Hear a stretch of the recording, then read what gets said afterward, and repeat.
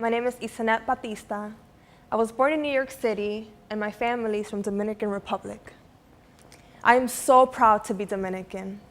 We have a rich history and a complex history as well that can be traced back to Africa, Spain, and indigenous lands.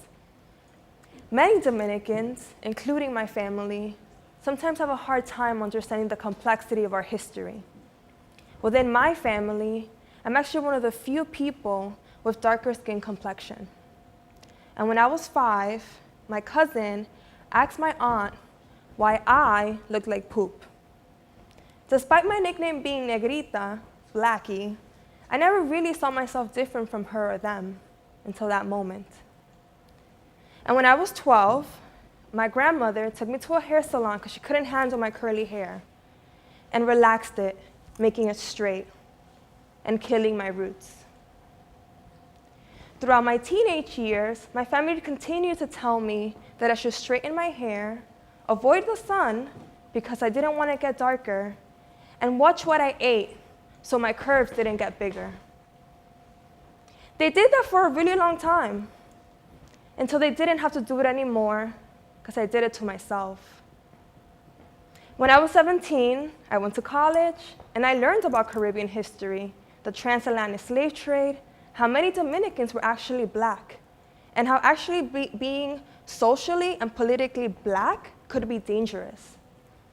Learning that history allowed me to see why my family felt shame and put expectations on me.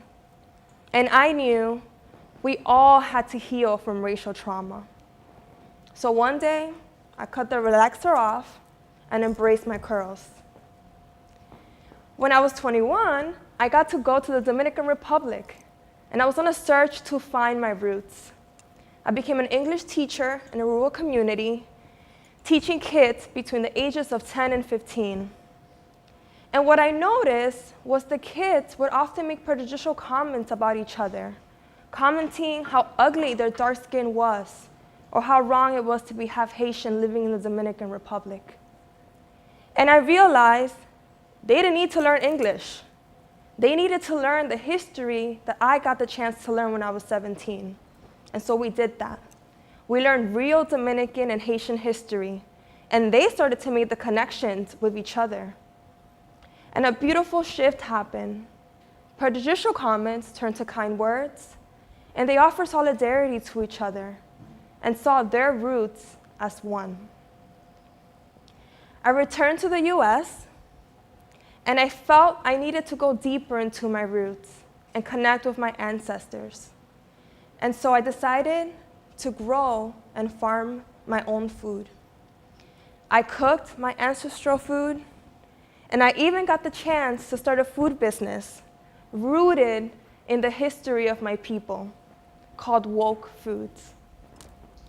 And in my short life journey, as you can see, I've gone from losing my roots to finding my roots to nurturing roots. Thank you for listening.